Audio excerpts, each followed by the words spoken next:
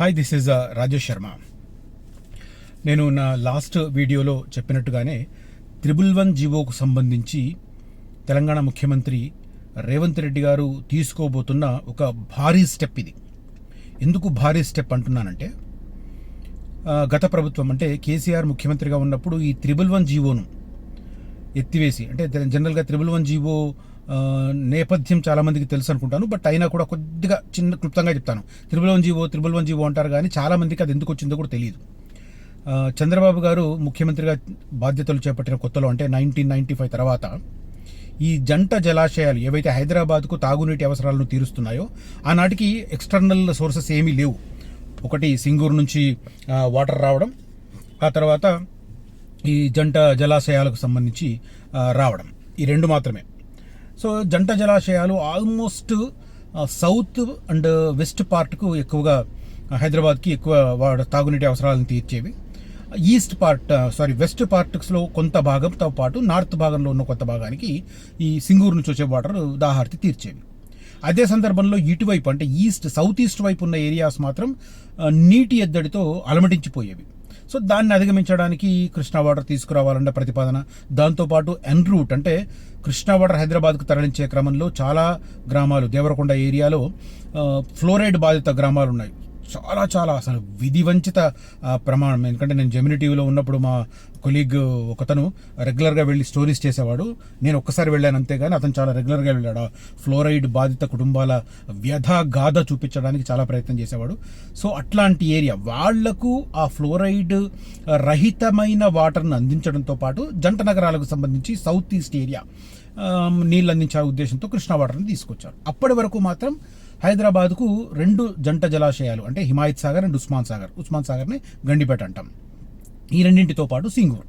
అయితే ఈ జంట జలాశయాలు ఉస్మాన్ సాగర్ అండ్ హిమాయత్ సాగర్లను ప్రొటెక్ట్ చేయడానికి, వాటికి నీటి వసతిని, అంటే నీటి రవాణాను కల్పించేవి, అంటే వర్షం ఎక్కడెక్కడ పడితే ఆ 2 జంట జలాశయాలకు వాటర్ చేరతాయి. వీటిని అసెస్మెంట్ చేయడం ద్వారా ఆ ఏరియా, క్యాచ్మెంట్ ఏరియాను పూర్తిగా 111 జీవో పెట్టడం ద్వారా అక్కడ భారీ కట్టడాలకు ఆస్కారం లేకుండా, తద్వారా వర్షపు నీరు జంట జలాశయాలకు చేరకుండా ఆగిపోయే అట్లాంటి దుస్థితి తలెత్తకుండా చంద్రబాబు ప్రభుత్వం ఈ పక్కడ్బందీగా తీసుకొచ్చిన జీవో ఇది 111. దాన్ని ఎత్తేయడానికి ఎవరు ప్రయత్నం చేసినా కూడా, ఒక సందర్భంలో వైఎస్ రాజశేఖర రెడ్డి గారు ఉన్నప్పుడు ప్రయత్నం జరిగింది, ఆయన తప్పుకున్నారు. ఆ తర్వాత కేసీఆర్ అయితే ఏకంగా ఆల్టర్నేట్ జీవో కూడా తీసుకొచ్చారు. ఆ తర్వాత కొంతమందిని కోర్టుకు వెళ్ళడం, కోర్టు చాలా అసలు సూపర్ కామెంట్ చేసింది. ఎట్లా కామెంట్ అంటే, అసలు కేటీఆర్ హయాంలో ఏం మాట్లాడలేకపోయారు అప్పుడు.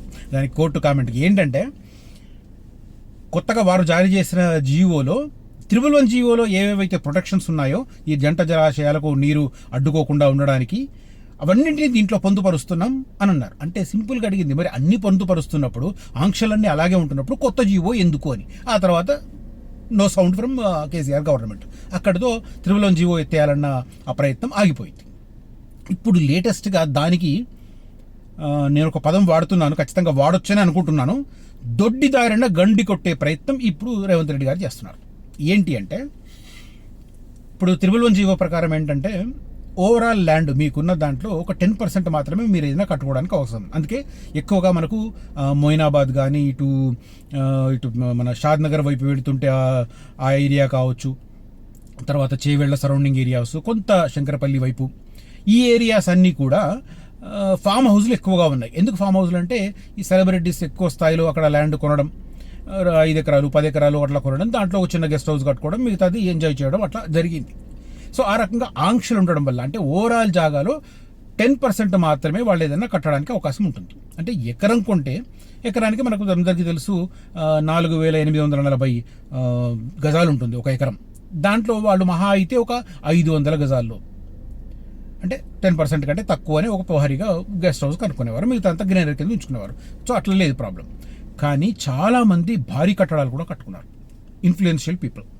దాంట్లో ఇప్పుడు రాష్ట్ర క్యాబినెట్లో ఉన్న వాళ్ళు కూడా కొంతమంది ఉన్నారు, ఇన్ఫ్లుయెన్షియల్ పీపుల్. వాళ్ళు భారీగా ఉల్లంఘించి కట్టుకున్నారు. ఇక సినిమా సెలబ్రిటీస్ కావచ్చు, ఇండస్ట్రియలిస్టులు కావచ్చు, చాలామంది కట్టుకున్నారు. గత ప్రభుత్వంలో ఉన్న వాళ్ళు కూడా జన్వాడ ఏరియా లాంటి ప్లేస్లో భారీగా కట్టుకున్నారు.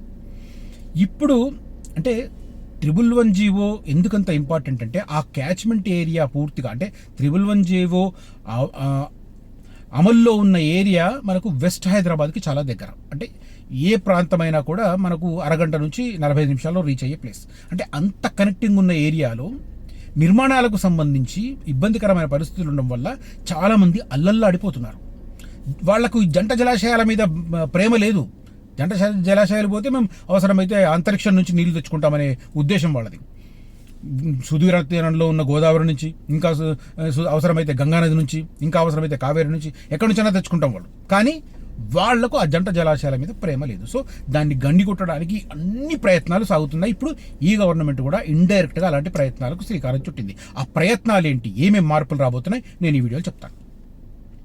రైట్, చెప్పే ముందు యాజ్ యూజువల్ చెప్తున్నాను, ఫ్యూచర్ సిటీ మీద ఎవరికి వారు వాళ్లకు తోచిన మ్యాప్లు వేసుకొని వాళ్ళ వెంచర్లను సేల్ చేసుకోవడానికి ప్రయత్నాలు చేస్తున్నారు. కాబట్టి జెన్యూన్గా ఆలోచించండి. ఫ్యూచర్ సిటీలో అసలు ల్యాండ్ అక్విజిషన్ ఎక్కడ జరిగింది, ఆ తర్వాత ఎన్ని గ్రామాలను అక్కడ కలపబోతున్నారు, ఎన్ని గ్రామాలు కలిపినా ఓవరాల్గా అయ్యే 86-87 గ్రామాలలో ఏ ఏరియాలో మాత్రమే భూసేకరణకు అవకాశం ఉంది, అక్కడ ఒక ప్యారలల్ సిటీ నిర్మించడానికి అవకాశం ఉంది.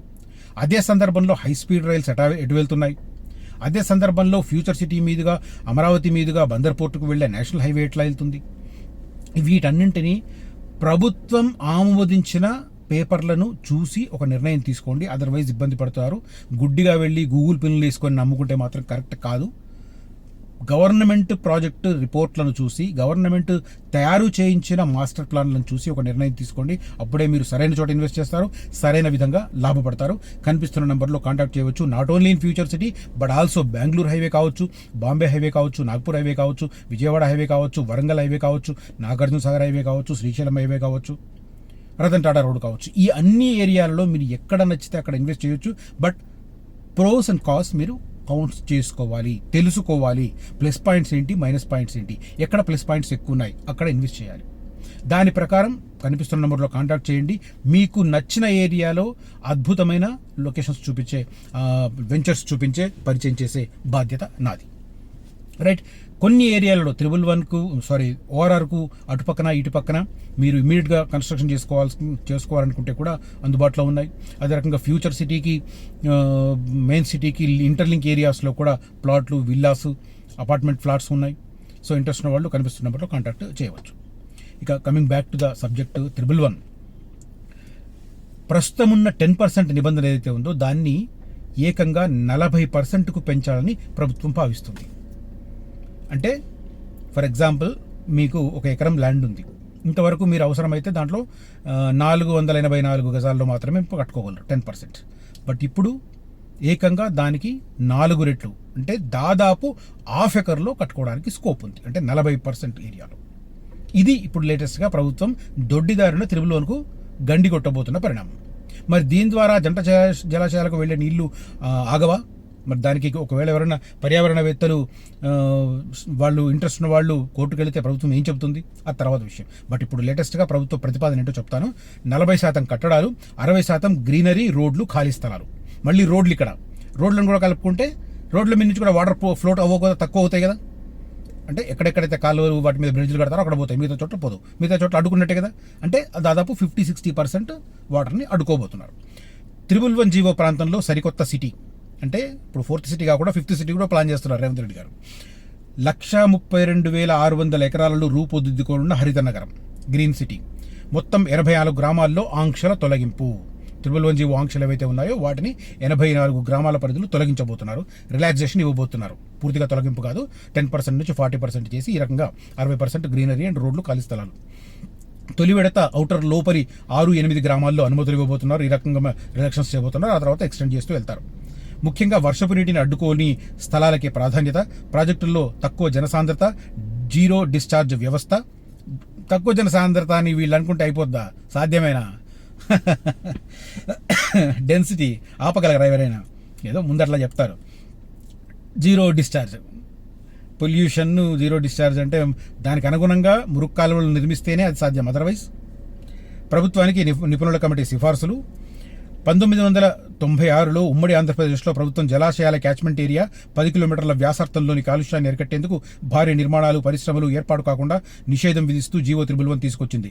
రంగారెడ్డి జిల్లా పరిధిలోని శంషాబాద్, రాజేంద్రనగర్, చేవెళ్ల, షాబాద్, మొయినాబాద్ తదితర మండలాల్లో 86 గ్రామాలు, సుమారు 132,600 ఎకరాల ఈ జీవో పరిధిలోకి వస్తాయి.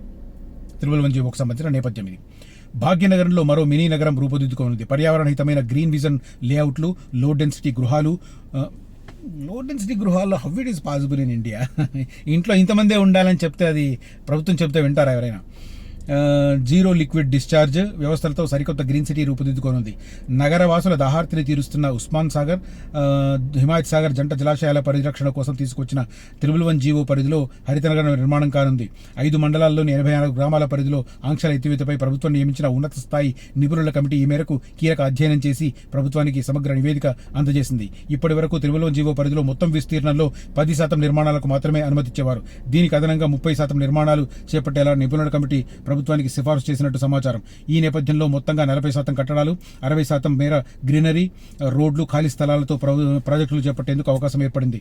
గతంతో పోలిస్తే హైదరాబాద్ నగరం ఈ అన్ని తాగునీటి అవసరాలకు వీటికి సంబంధించిన డీటెయిల్స్.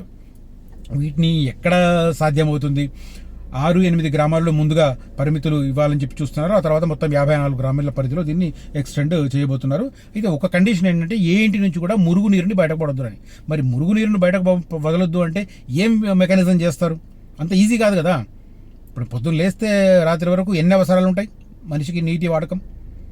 సో మరి దాన్ని ఎట్లా చేస్తారు? జీరో లిక్విడ్ డిశ్చార్జ్ ఎలా చేస్తారు? అది పాసిబులేనా? ఇది ఇప్పుడు ఇంపార్టెంట్ థింగ్ అనమాట. పర్యావరణ పరిరక్షణ, శిక్షణ, పరిశోధన సంస్థ అధ్యయనం ఆధారంగా ప్రతి గ్రామంలో వర్షపు నీరు జలాశయాలకు వెళ్లే క్యాచ్మెంట్ ప్రాంతాలు, నీరు వెళ్లని నాన్ క్యాచ్మెంట్ ప్రాంతాలను స్పష్టంగా డీమార్కింగ్ చేసి అనుమతులు జాగ్రత్తగా ఇస్తారు, ప్రాధాన్యతపూర్వకంగా ఇస్తారు అనేది చెప్తున్నారు. అయితే జంట జలాశయాల చుట్టూ కూడా ఏదో అదే అంటే ఇది ఎట్లాంటిది గండి కొట్టేదే 1 జీవోకు. కానీ దాన్ని కాంపెన్సేట్ చేస్తున్నామని చెప్పుకోవాలి కదా. అందుకోసం ఏం చేస్తున్నారంటే ఈ జంట జలాశయాలకు కొండపోచమ్మ సాగర్ ఏదైతే గోదావరి రివర్ను తీసుకొస్తుందో, మనకు సిద్దిపేట ఏరియాలో ఉంటుంది కొండపోచమ్మ సాగర్, అక్కడి నుంచి ఈ జంట జలాశయాలకు వాటర్ తీసుకొస్తారంట. ఎలా తీసుకొస్తారు అంటే పూర్తి సిటీని క్రాస్ చేయాలి. ఎంత ఎక్స్పెన్సివ్ అంటే 1 జీవోకు గండి కొట్టడానికి ఇంత ఎక్స్పెన్సివ్ ప్రాజెక్టును ప్రతిపాదిస్తుంది. జంట జలాశయాల చుట్టూ భారీ రింగ్ మెయిన్ పైప్ లైన్లను నిర్మించి గ్రామాల నుంచి వచ్చే మురుగునీటిని ఎట్టి పరిస్థితుల్లోనూ చెరువులోకి చేరకుండా చూడడంతో పాటు ఆయకట్టు చాండాలను కాపాడాలని కమిటీ స్పష్టం చేసింది. అలాగే కృష్ణా, గోదావరి జలాలు తాగునీటి అవసరాలకు ఉన్నప్పటికీ ఈ జంట జలాశయాలు ఎండిపోకుండా ఉండడానికి కొండపోచమ్మ సాగర్ నుంచి నీటిని మళ్లించడం ద్వారా రిజర్వాయర్లు నిరంతరం జల కళతో ఉండేలా చూడాలని నిపుణులకు సూచించింది. ఎంత ఎక్స్పెన్సివ్ థింగ్ అంటే ఓవరాల్గా 1 జీవోకు గండి కొట్టడానికి కొన్ని మార్గాలను వెతుక్కుంటూ అందులో భాగంగా నిపుణుల కమిటీ వేయడం.